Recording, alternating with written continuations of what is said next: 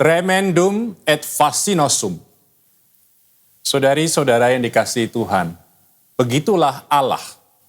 Dia itu sekaligus menggetarkan dan memesona.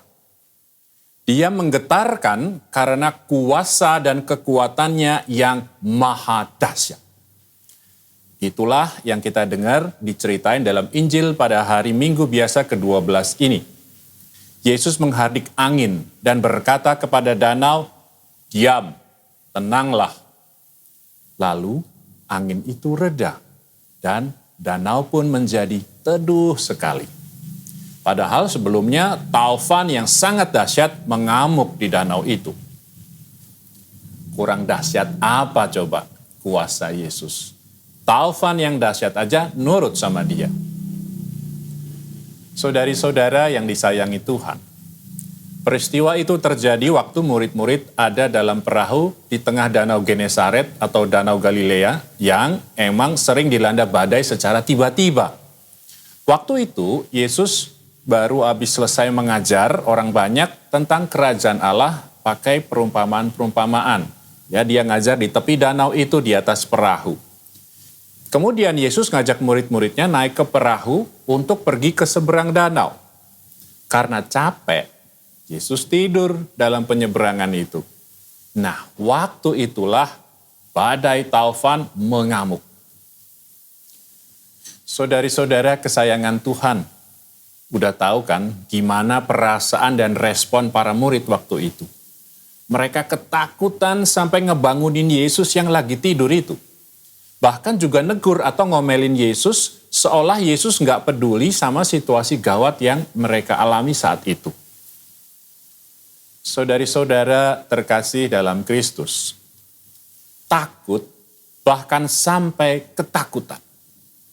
Gitu juga nggak sih perasaan kita kalau kita ngadepin situasi yang kita anggap gawat.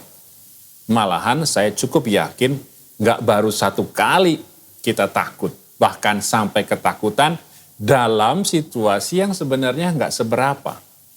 Ya nggak? Macam-macam hal bisa jadi taufan bagi kita. Kesedihan, persoalan hidup, juga kecemasan, bisa jadi taufan di danau hidup kita.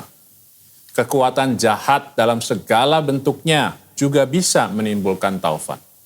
Semuanya bisa bikin kita takut, bahkan ketakutan. Boleh nggak sih kita takut? Wajar nggak sih kalau kita takut? Gimana mestinya sikap kita?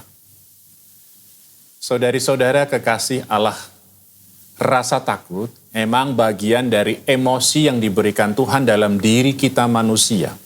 Jadi itu hal yang wajar ada dalam diri kita. Tapi itu bisa menjadi nggak wajar kalau kadarnya berlebihan dan muncul karena alasan yang nggak tepat. Kalau ada yang bertanya, emang ada alasan yang tepat untuk takut? Saya jawab, ada. Allah itu tremendum. Dia itu menggetarkan. Itu juga berarti menakutkan. Sekali lagi, karena kuasanya yang maha besar, maha dahsyat, dan mengatasi apapun juga. Maka satu-satunya hal yang di hadapannya kita perlu takut adalah Allah sendiri. Lain tidak. Titik. Maka hal-hal lain apapun di dunia ini, di dalam hidup kita, boleh aja memunculkan rasa takut di dalam hati kita. Tapi jangan ngebiarin rasa takut itu mengalahkan dan menguasai kita.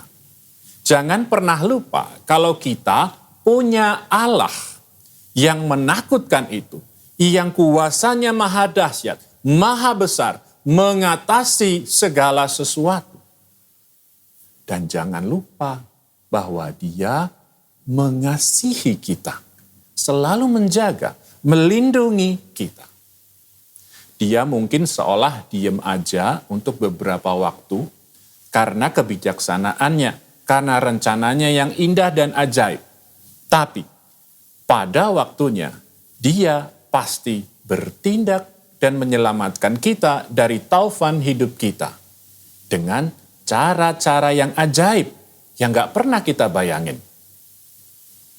Saudari-saudara kawanan yang dicintai Tuhan, Allah itu maha dahsyat. Dan Dia adalah Allah kita, Allah yang mengasihi kita. Mari takut hanya kepadanya, bukan akan hal-hal lain. Bukan takut untuk datang kepadanya, tetapi takut kalau kita jauh darinya. Hidup seenaknya sendiri, nggak ngikutin kehendaknya. Mari datang kepadanya dengan iman. Hidup di hadiratnya dengan pengharapan. Kalau taufan datang, jangan biarkan rasa takut mengalahkan kita. Meski seolah Allah gak hadir atau diam aja, ya, jangan gelisah dan hilang harapan. Bertekun dalam doa dan pengharapan. Pada waktunya Dia akan bertindak. Karena Dia mengasihi kita.